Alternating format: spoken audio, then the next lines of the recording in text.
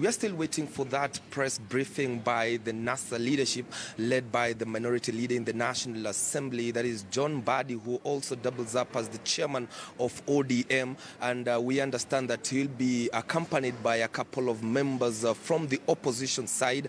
And it is in regards to the boycott of different products and from different companies that they've already cited that they work closely with Jubilee regime, which they have already indicated that they do not recognize as the true or the legally elected regime in the country. And of course, they will also, we expect them to talk in regards to the secession debate that has been going on.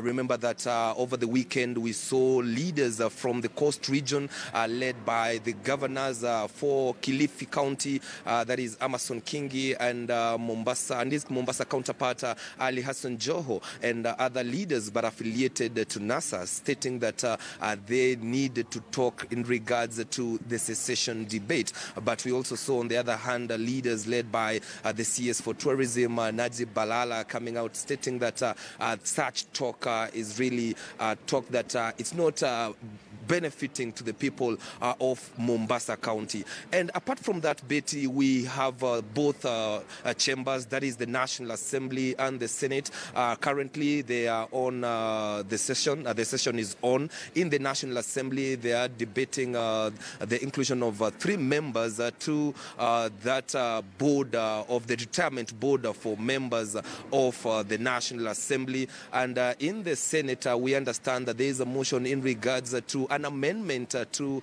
the distribution of the disbursement of allocation of county funds. Remember that since the August 8th election, counties are yet to receive any penny from the National Treasury, and we expect that after that amendment, then the Treasury, working closely with the county governments, they will receive their first batch for the 2017-2018 budget. And in the afternoon, we expect that members of the National Assembly will be debating a motion in regards to approve the constitution, or to approve the membership of those who will serve in different committees, that is the CDF committees at every constituencies, that is the 290 constituency. That is, for now we have 289, but over the last night we saw that at least the Kitutu Church now has a member of parliament elect,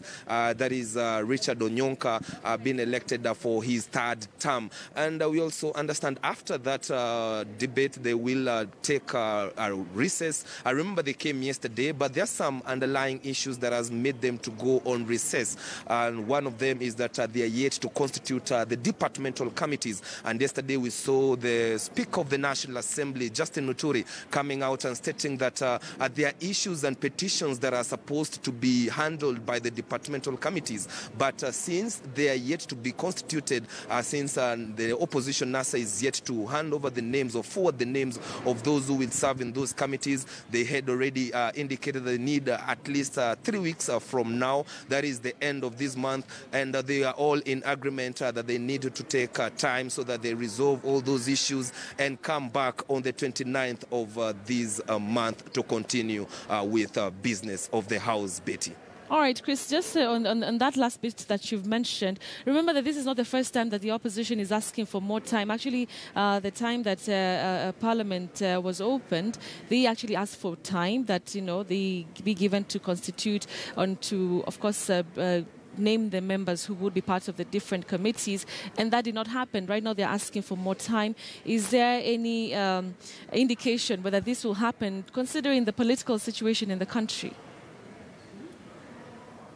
Well, Betty, I talked to John Mbadi, who is the chairman of ODM, and who was confirmed by NASA as the person who will take over from Francis Nyenze as the leader of minority in the National Assembly. And according to him is that there were some issues, underlying issues. Remember, even during the swearing in, they had not recognized the election of the Speaker of both houses, that's the Senate and the National Assembly. They had already told their members before before they went on the long month recess, that they should boycott the sessions. And according to him, is that there were issues that they wanted to handle first before they come back to handle the business or the legislative agenda. And for them, right now, they indicate that they are ready. What we know is that soon the principals will be meeting so that they can decide on who will be the deputy minority leader in both houses, that's the Senate and the National Assembly, and who will be the chief whip and their deputies.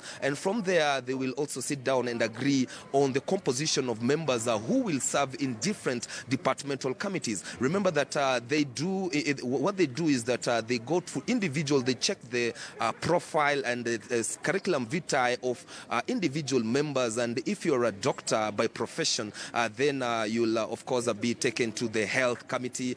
Going by the profession that you work, then they allocate or they forward your name to the various departmental committees. And that's why they requested at least for 3 weeks from now, so that when they come back, that is on the 29th, they will have already sorted out their issues. But according to him, is that that will not stop them from pushing their agenda, that is the racist agenda and the People's Assembly. Remember that they have already finalized the motion to forward to different county assemblies beginning today, so that that motion can be debated in different county assemblies. And that motion really has far-reaching recommendations or proposals in regards to constitutional amendments. And one of them is that they want a variety to come up with the different legislative amendments to different constitutional bodies, starting with the IEBC, the EACC, the National Police Service, so that they can ensure that these independent committees or independent commissions are really independent. And another one is that they want the People's Assembly to push the Jubilee government to agree that elections should be held not on or not later than next year, the 9th of February, that is 2018. That is, they had already given a grace period of 90 days that they want a fresh presidential election to be conducted, Betty. That matter of the two-thirds gender rule, it has really haunted the last parliament and even this one, and especially now, it's even looking, the water's looking even murkier with regard to the implementation.